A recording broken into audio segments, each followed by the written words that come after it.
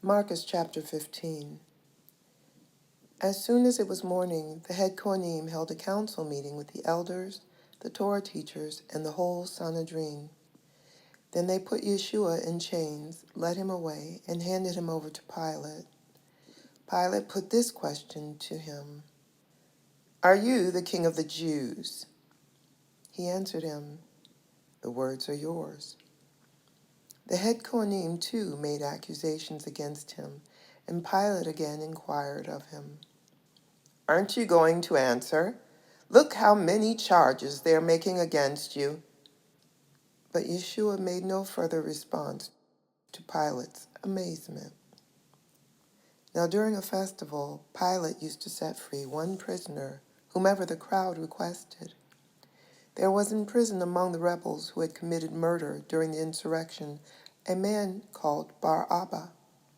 When the crowd came up and began asking Pilate to do for them what he usually did, he asked them, "Do you want me to set free for you the king of the Jews?"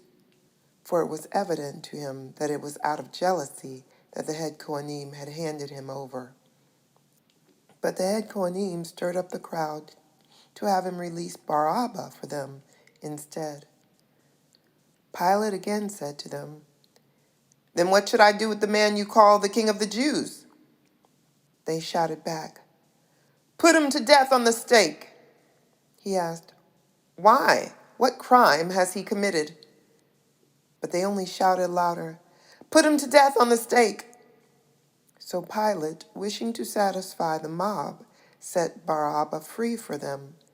But he had Yeshua whipped and then handed him over to be executed on the stake. The soldiers led him away inside the palace, that is, the headquarters building, and called together the whole battalion. They dressed him in purple and wove thorn branches into a crown, which they put on him. Then they began to salute him. "Hail to the King of the Jews!" They hit him on the head with a stick, spat on him, and kneeled in mock worship of him. When they had finished ridiculing him, they took off the purple robe, put his own clothes back on him, and led him away to be nailed to the execution stake. A certain man from Cyrene, Shimon, the father of Alexander and Rufus, was passing by on his way in from the country, and they forced him to carry the stake. They brought Yeshua to a place called Golgotha, which means place of a skull, and they gave him wine spiced with myrrh, but he didn't take it. Then they nailed him to the execution stake, and they divided his clothes among themselves, throwing dice to determine what each man should get. It was 9 a.m. when they nailed him to the stake. Over his head, the written notice of the charge against him read, "The King of the Jews." On execution stakes with him, they placed 2 robbers, one on his right and one on his left. People passing by hurled insults at him, shaking their heads and saying, "Aha, so you can destroy the temple, can you, and rebuild it in 3 days? Save yourself and come down from the stake."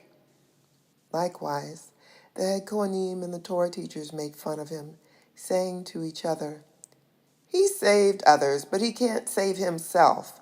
And so he's the Messiah, is he? The King of Israel? Let him come down now from the stake. If we see that, then we'll believe him." Even the men nailed up with him insulted him. At noon, darkness covered the whole land until 3 o'clock in the afternoon. At 3, he uttered a loud cry, "Elohi, Elohi, lama sabachthani," which means, my God, why have you deserted me?" On hearing this, some of the bystanders said, "Look, he's calling for Eliyahu." One ran and soaked a sponge in vinegar, put it on a stick, and gave it to him to drink. "Wait," he said, "let's see if Eliyahu will come and take him down." But Yeshua let out a loud cry and gave up his spirit. and the parquet in the temple was torn in two from top to bottom. When the Roman officer, who stood facing him, saw the way he gave up his spirit, he said, "This man really was a son of God." There were women looking on from a distance. Among them were Miriam from Magdala, Miriam, the mother of the younger Yaakov and Yossi, and Shlomi. These women had followed him and helped him when he was in the Galil, and many other women were there who had come up with him to Yerushalayim. Since it was preparation day, that is, the day before a Shabbat, as evening approached, Yosef of Ramatayim, a prominent member of the Sanhedrin who himself was also looking forward to the kingdom of God, went boldly to Pilate and asked for Yeshua's body. Pilate was surprised to hear that he was already dead, so he summoned the officer and asked him if he had been dead a while. After he had gotten confirmation from the officer that Yeshua was dead, he granted Yosef the corpse.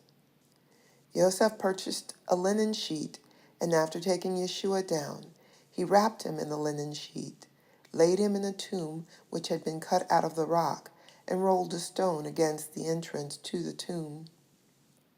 Miriam of Magdala and Miriam, the mother of Yossi, saw where he had been laid.